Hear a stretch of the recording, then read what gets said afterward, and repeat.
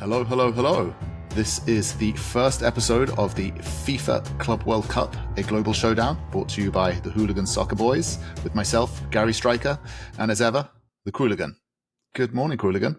I'm feeling every ounce of Friday the 13th, Gary. Let me tell you. Indeed. The Friday the coffee's 13th as just well. not strong enough. It's way too early here on the West Coast.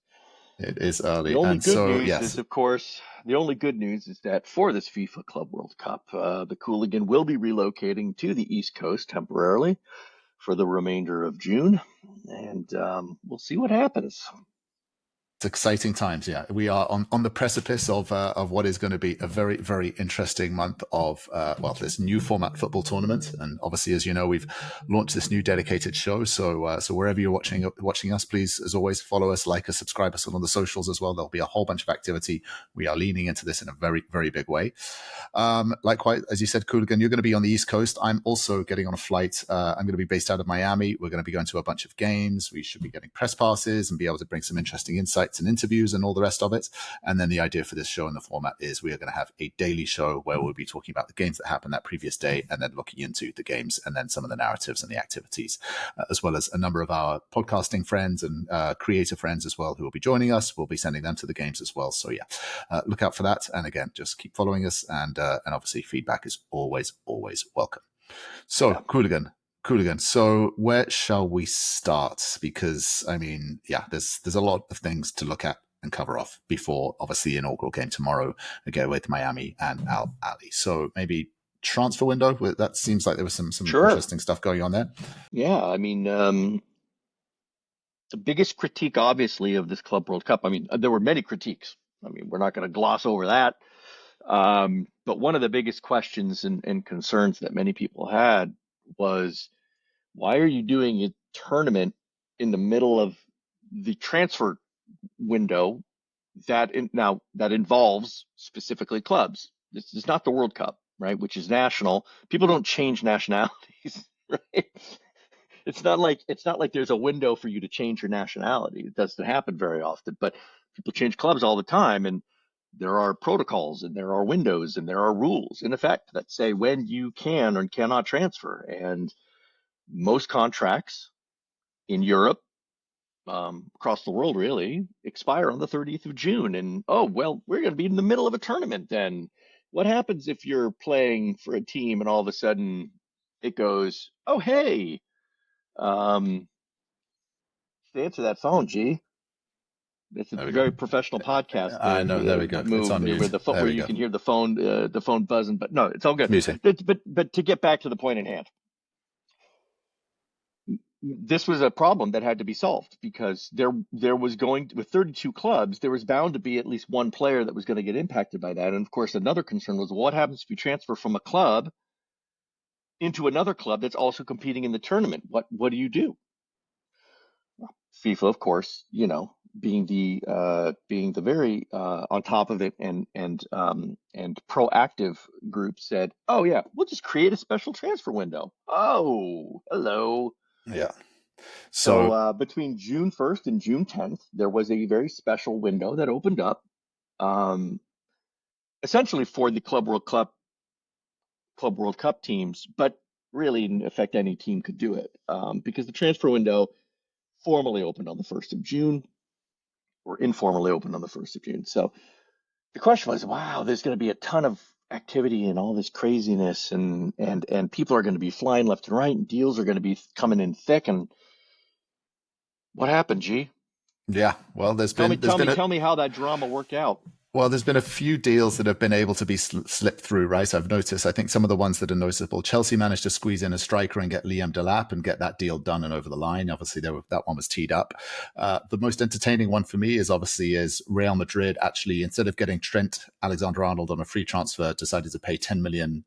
I think it was pounds actually upfront, or euros, I think, as well, just to expedite that deal as well and just give Liverpool a bit of an incentive as well. So I saw the press announcement or the reveal yesterday.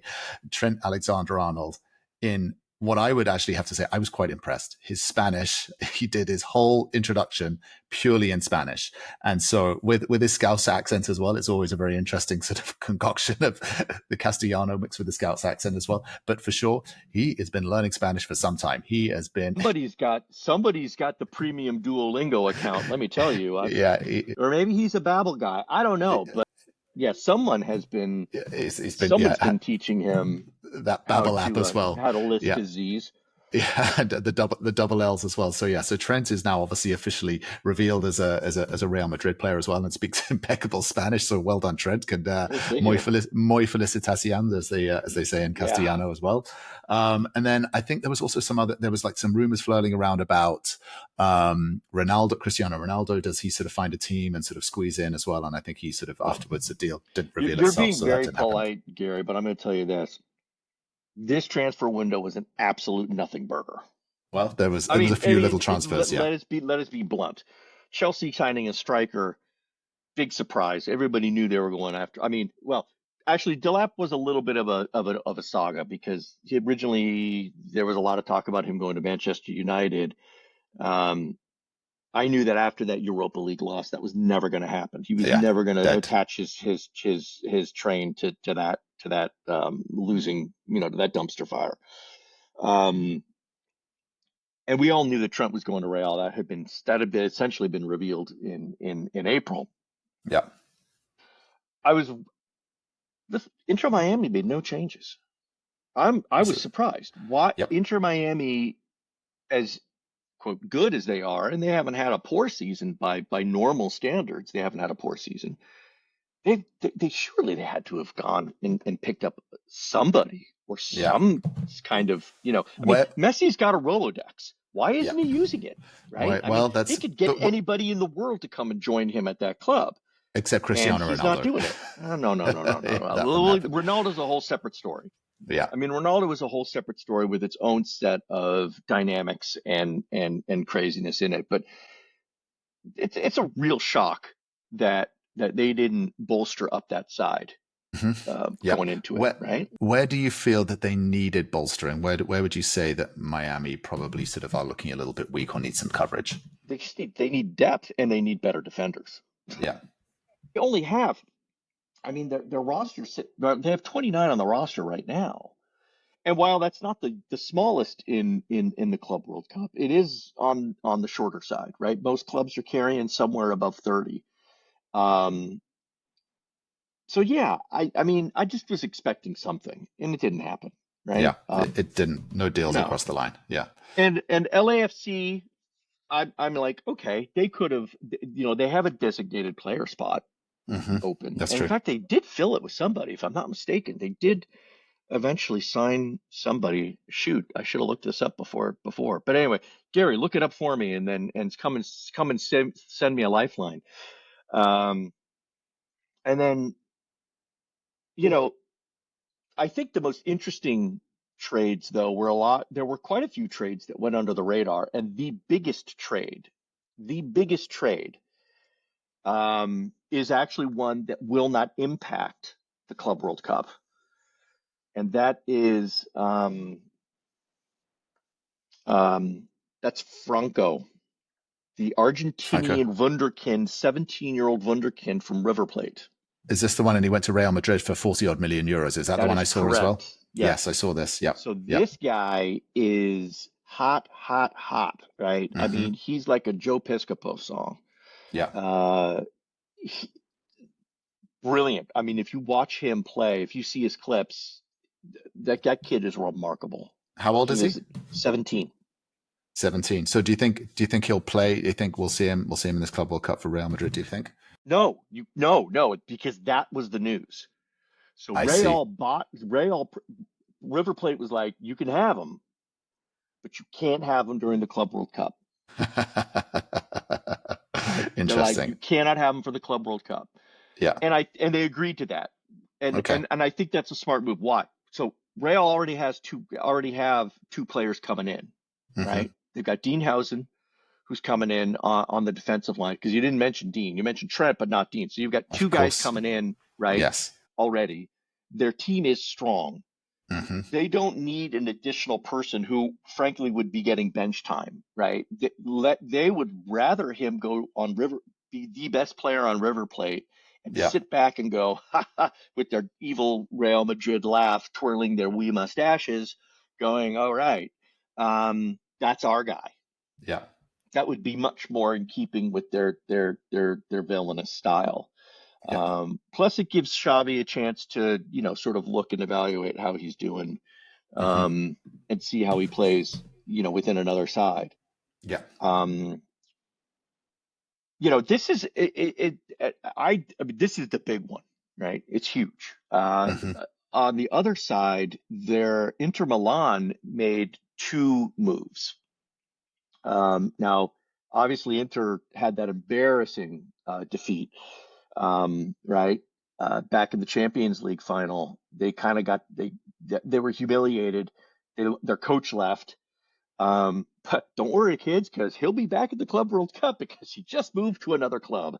Um, Ingazi is, just for breaking news, is now the head coach of Al Hilal out of Saudi Arabia. There's a guy named Petar Sucic, who is a 21-year-old Croatian midfielder who played for Dinamo Zagreb, which was the one bright spot in Dinamo Zagreb's disastrous Champions League campaign.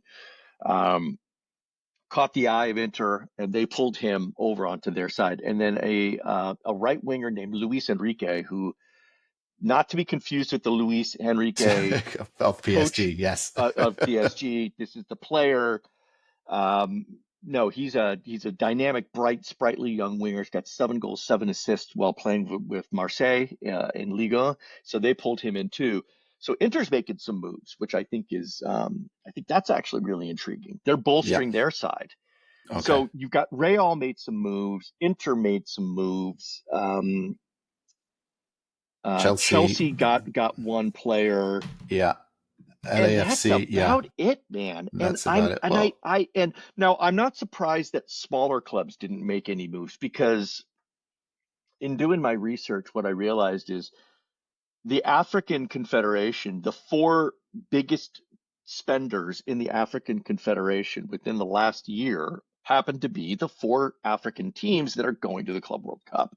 so they've already They done their they spending. spent orders of They've they done it spent already. like Yeah. exponentially more than all the other clubs combined in player transfers, because they're trying to get themselves competitive for this league. And surprise, surprise, most of the players they bought were Brazilian. It's There gonna we be go. we're going to reveal a lot about that.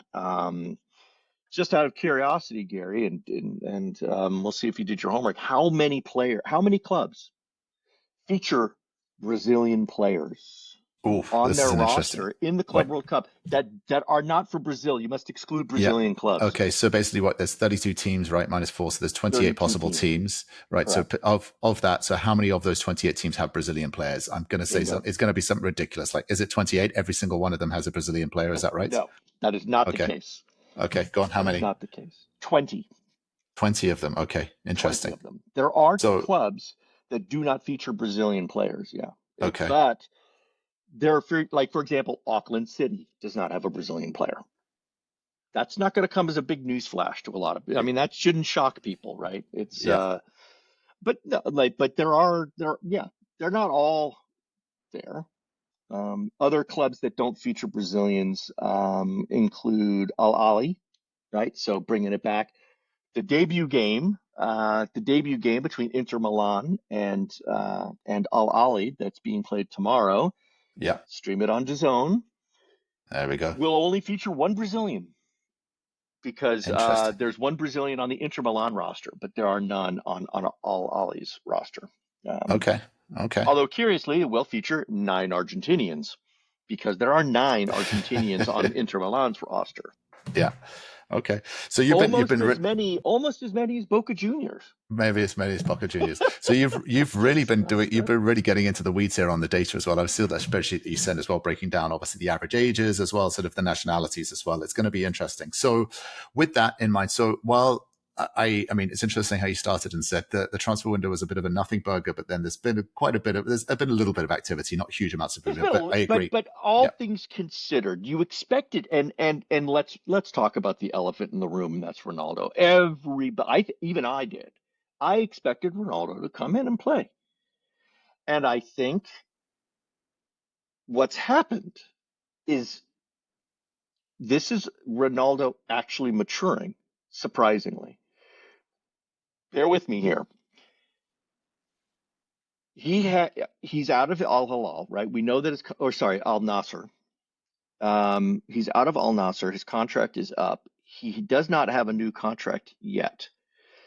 He had an opportunity to sort of throw his weight around and make a move and do something. And I mean, he was linked with everybody, Hmm. every wag on, all the Yeah. pundits on X were Yeah. completely speculating about where Ronaldo was going and We- putting up all kinds of BS articles with a veneer of validity to them, right? Um, and none of that came through, right? mhm. There was the Palmeiras was an early one. They said, oh my God, he's going to go to Palmeiras. And that one, I think, a lot of people loved that, because then you would have Messi playing against Ronaldo in the group phase. Yeah. Awesome. That would That'd have be set up. great, right? Because Yeah. even if he joins a club, there's no guarantee he's going to meet up with Messi. And that's what everybody Hmm. wants to see, Yeah. except if he joins Palmeiras. That's the only guarantee that you're going to get. He ain't doing that. We know he wasn't going to any of the Portuguese clubs because they're not from his native club, Sporting. He wouldn't. Ronaldo may be a lot of things, but he does have at least a certain element of loyalty. He wouldn't backstab Yeah. He wouldn't go to Ben. Sporting that way. Wouldn't do Yeah. it, He right? wouldn't do that. Yeah. Um, there was also the fact that Portugal was in the Nations League. He went and he played both games in the Nations League. Now, interestingly, he did take himself out of the Nations League final, right? With a few minutes Interesting. left in the game, he pulled himself out of that game. And only time Ronaldo would ever do that is if he's not feeling it. Yeah. So I think what you're seeing is a certain acknowledgement of like, well, one, I'm 40, so I can't just go off and do these things anymore. Yeah. And there's also the idea that if he was going to do that, he would have to take a pay cut. There was Hmm. no way that someone was going to go in and offer astronomical amounts to get Ronaldo in for what is essentially a 3 game period. Yeah. Yeah. It And wouldn't be there. he'd have to take he'd have to his reputation, his veneer would tarnish just a tiny bit. And one, he's old, he's feeling it. Two, his ego is just as big as ever, so he's not going to go. And so I Yeah. think that's what happened with Ronaldo, and that's why we didn't see him come in on this. Well, and I did genuinely think he was going to land at LAFC, particularly after they qualified for the Club World Cup. You could see, even if they did a sort of medium-term contract as well, obviously his contract is out, so we'll see how it is. It's not Club World Cup related, so yeah, he's not in it. So let's move on from that. But So they couldn't get him at Messi price, and he yeah, wouldn't do it for anything less than yeah, Messi he was price. exactly. There's So he's no more shares of the revenues that could be distributed out. yeah. So we'll see where he ends up. As well. But yeah, I think obviously it won't be at a Club World Cup team as well, right? So with that, yeah, so that's kind of covers the transfer window, I think, obviously as well, and obviously sort of we'll see who's around there. Speaking of transfer windows as well, I know we've stood up this fantasy league team as well, and just while you were talking about that, I did have just a quick look at obviously Franco Mastuntantuno, this River Plate wonder kid who Real Madrid have signed, and he's actually quite cheap, so I've just actually subbed him into my team as well, just to see if I can squeeze some extra points there and get some Question activity is out of whether it he's as gonna. well. I mean, yeah, I'm sure he'll start. He is a Of regular course, starter for River Plate, of right? course, yeah, So yeah, I think if you're doing fantasy, I think that kid's a buy. yeah. I agree. I And agree. he's gonna light up. He's gonna light it up. I mean, if we He's looked gonna at it, light it even up. our preamble as well, we did call him out as a young talent to watch rising up as well, the right Yeah, winger. absolutely. Obviously, 9 Along contributions this along with season. Yeah, some others, right? Yildiz yeah, out of Juventus. I think yeah, that guy's he's a young star. He doesn't always start though. That's the biggest thing. So most of these young stars only get limited time. You hope to see them in matches that won't necessarily have too much impact, right? So if you're playing some of the minnows in the side, that's where you're hoping to see them get some playing time. And if you're on the fantasy tip, that is one thing you might want to take into consideration is really who are you playing, yeah, and shuffle that lineup accordingly. yeah. Do your Absolutely. research, kids. Do your research. Absolutely. So yeah, so we have launched a fantasy league as well, the Hooligan Soccer Fantasy League. So we'll put it out on our socials as well, the links to it. If you do want to challenge myself, the Qooligan, or anyone else in our sphere and orbit, come on in and submit your team as well, and see how we go there. Okay, so Qooligan, I think then the final part of obviously is our coverage here as well is the first game, which is obviously kicks off tomorrow in down in Florida, down in Miami, down at Hard Rock Stadium, and you've got Miami against Ahly, right? Yeah. So Ahly. They're God, so unknown. I mean, they're not a side that most people are going to be familiar with. And so when we looked at it and we did our research through them as well, obviously these guys are Egyptian. They're Egyptian. Obviously, they have been the dominant African team who have won all the sort of the African Confederations Cup. One of them, yes. Not the most. They are the dominant. They are the dominant Egyptian club, and yes, recently, Gary, you're right. They've won the last three. They've won three of the last four African Champions League, right? 21, 23, and 24. African Confederation Champions League. So, in that sense, sure. But historically, there have been other teams that have done very well, and that whole Champions League circle inside the African Confederation is a very small circle, right? Yep. And most of them are going to be here. Ahly is the one that just happens to be, big. Yep. And they've been to the Club World Cup 10 times. Yeah. Which is almost the record. Almost the record. It's the second most ever. Okay.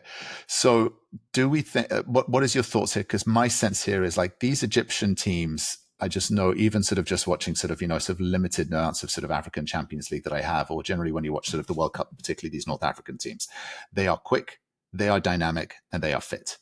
So I think it's not going to be, I don't think Miami are going to come here and roll over these guys at all. I think they're going to give Miami a test. And as you can imagine, all of these guys as well, I mean, we're just looking at some of these wonder kids as well that they have. They have a young player called Radar Swim, who's a 23-year-old winger, and then Zizou, their midfielder, Zizo, should I say, 24-year-old creative force. These guys are going to be up for it. They're going to be against Messi and the boys, and they are going to want to really run at them as well. So do you feel that this is going to be a tight match, open match? I mean, again, we really don't know what we're getting into here. What we're getting, this could be an absolutely, really interesting affair. What are your predictions here and sort of thoughts here? I actually think it's going to be tighter. I think it's going to be a tight match. The only thing that could make it, and this is what Miami have to do, they have got to score early. If they do not put Ahly on the back foot, they're done. They're going to be cooked. I really do think that that Ahly will be a difficult physical team. I'm expecting, and I really think my prediction is going to be a handful of quite a few yellow cards early. They're going to hit Messi hard. Yeah, you think so? They're going to get in his face. Absolutely, yeah. And I think that the referees are going to, have been told, protect him, protect him. Yeah, protect him. So the things to really look out for, in my opinion, are can Miami score quickly? If they can, they should be able to hold. And then does Ahly get an early red? That's the only other X factor, right? That comes in, because if that happens, then you've got, then you're going to have to see, then I think Miami can take it. Listen, I'm not very keen on Miami in this tournament. My gut feeling is that they're going to implode, and it's not going to work out the way that they want it to. And there's going to be a big inquest at the end of it, right? I think this could be Mascherano's farewell song. If they do not advance out of group phase, he's gone. Yeah. I agree. It would be considered it would absolutely be an absolute disaster. And to be honest, if you're from Miami's perspective, this is probably going to be your easiest game if you think about it, right? Absolutely. Because they've also got They've got FC Porto, who you think would obviously be sort of Yes. be a little bit more competitive, and then Palmeiras as well, who have got all of these young Brazilian stars as well, and a That's very, correct. very strong Yeah. team. I Yeah. think the other thing as well, if you are a Miami fan or if you're part of the Miami operation, is again, just remember to get out of these group phases, at least you need 4 points. You need a win and a draw, right? That is correct. Yeah, a win and a draw. Or 2 wins guarantees you to get out as well. So if you're Miami, you're thinking, let's get an easy win out of this one if we can, and then get through it. The other thing as well that they're going to be very mindful of is, and this is where I think Miami, to your point, Miami are going to implode, is because of obviously this nature and the dynamics of tournament football versus league football. Instead of playing once a week and then traveling, you're going to be playing a game every 3 days. And each game is going to get more, every 3-4 days. Yeah. It's going to get more and more intense. And we know that Miami is being managed. Messi is being managed. So the idea is get a win under your belt, get a draw, and then get a draw or get 2 wins. And then you can also rest Messi. You can rest Luis Suarez and some of the bigger stars just and then get them into the knockout phases as well. But yeah, I think this is going to be, it's going to be a little bit of a tetchy, tight game to start with. There's going to be a lot of nerves as well. I know there's rumors about sort of like, stadium as well. Again, Miami are not going to be playing in their home stadium traditionally. No. They're going to play at the Hard Rock as well. So they've got an expanded capacity of 60,000. I know there's all this talk about ticket sales are sort of below the numbers as well. Let's see how this turns out if there's a last minute surge, and let's see what happens. But yeah, I think if you're Miami, you have to win this one. You have to absolutely win this one. Otherwise, they're going to be in trouble. Yeah. And I'm not sure they can do it. Yeah, I'm not sure they can do it. It will be interesting. I'm actually quite excited and eager to see this game, and I don't say that about most Inter Miami games. No, I think this one's going to be intriguing. Tim, to be fair, I'm mostly cheering on the Eagles, but it's the underdogs, right? Yeah, exactly. You got to go underdog. You got to go underdog. Yeah, no. This will not be an easy game, but it should be their easiest game. So we'll have to see how that comes out. Wonderful, 100%. Wonderful. Well, Qooligan, that's brought us up to obviously sort of at the time as well. Obviously, so this is the first episode. Obviously, every day we'll be coming at you as well with obviously all the activities. So we'll be back again on Sunday, obviously to recap obviously the games. Good luck traveling to the East Coast as well. As I say, I will be a day or 2 behind you as well. So we will be covering obviously from different locations as well, and lots of activities and excitement in the US as this event goes on. So Qooligan, as always, thank you very much. And we will see you in a few days. Gary, we'll see you on the East. Right. Take care. Peace. Bye.